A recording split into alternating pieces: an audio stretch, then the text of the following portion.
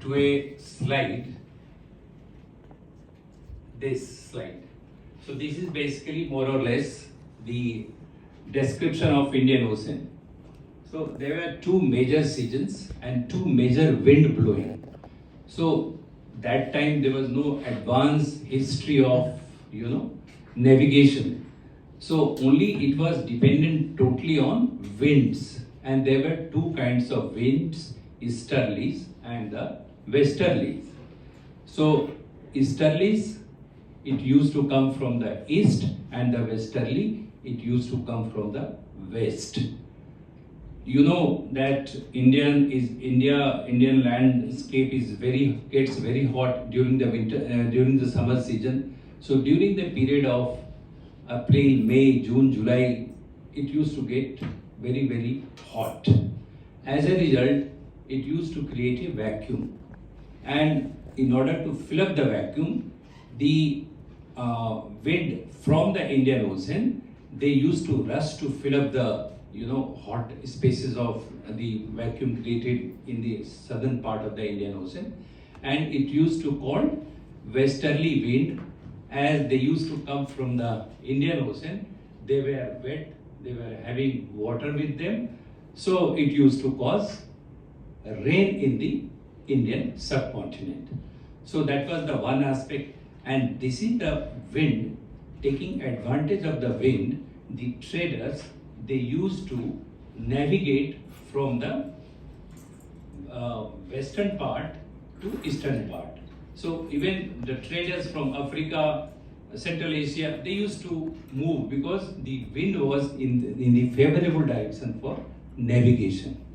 And similarly, they used to retreat when during December to March, when the easterly used to blow, because the cold weather all over the Indian subcontinent and the hot areas of the Indian Ocean, so the wind used to change the direction, and from eastern part the wind used to blow to the western side.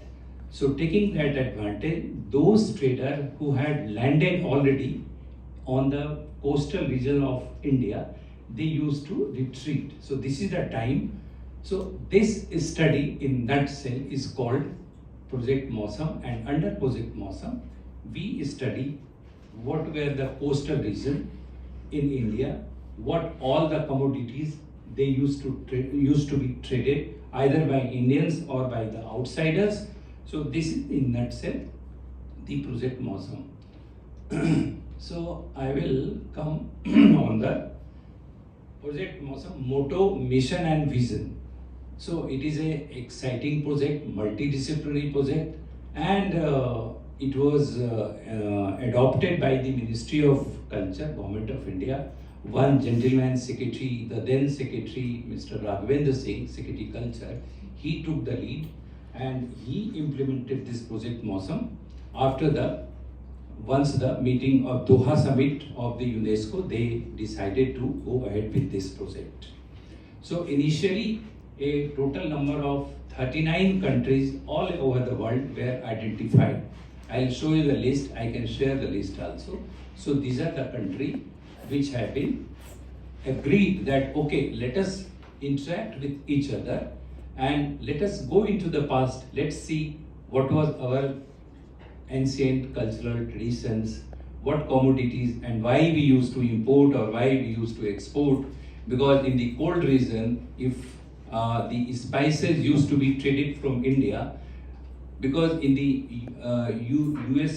USSR region or other cold region, the taste of the meat, because it was totally dependent on the meat, the taste of the meat was not that good when it was added with spices.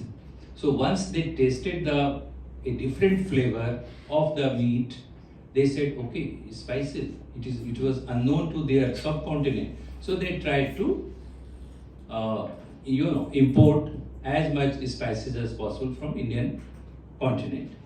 And for Indians also, like wine, other pearls, costly silky clothes, other commodities, some good potteries, they used to be imported by the Indians.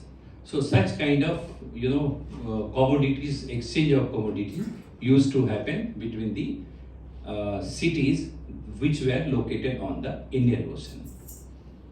So with this, once the project was approved, these were the themes of the project Mausam. What was the coastal architecture and how it affected the cultural landscape of India. We have identified movable heritage and artifacts. What all basically we have inherited from this trade. Then Maritime Museum.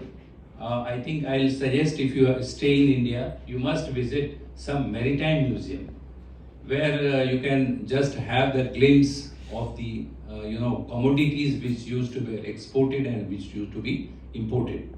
If you visit one site called Dholavira, it is in Gujarat. It is once upon the time used to be the major ancient port city. So in Dholavira, you will find that it is located near the sea, and now the river basically they have changed the course, but it is still near the sea, and they used to have mass production, and that is why the first granary house. Because once you have surplus production, where will you keep? In those days, you must make a granary storehouse for grains. So that Dholavira site will give you an insight that there used to be a surplus production also. There also you can find a bead making machine, bead making place where the beads used to be made and they used to be exported. So and there were first time you can find in the history that there were two different kind of settlements where you can see one for the higher class, means privileged class of the society, and one for the laborer.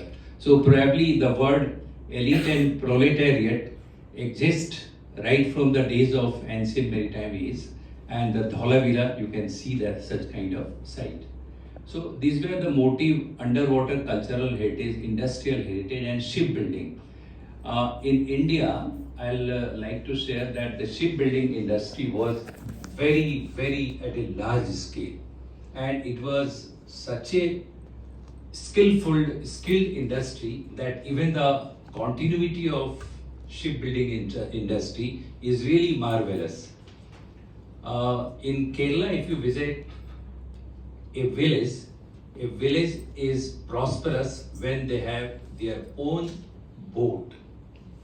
So boat making industry is still very rich in Kerala. And I visited personally to Kerala, and one boat basically even at this time cost around 1 crore of rupees. Okay. Not even a single iron nails is used. It's all wooden, so that the life of the wood or the boat continues for years and years. And if a village is treated as a rich, if they have a port and they are mostly located near some river, and they during the festival time the boat racing, I think it is the most popular in Kerala. You must have studied. So trade route and cultural products. So these were the themes. Then some intangible cultural heritage also we had to map and document under the project Mausam. Whatever is tangible, okay, fine. But what were the intangible cultural heritage that we have to see? So copying each other or other kind of survival and continuity of intangible cultural heritage, that also we document under project Mausam. Then pilgrimages and religious travel across the oceans. There used to be some religious travel also, because you must have heard the theory of white man's burden. Even during the British period, the group came, white man's burden theory. What is that white man's burden theory? Anyone who can respond?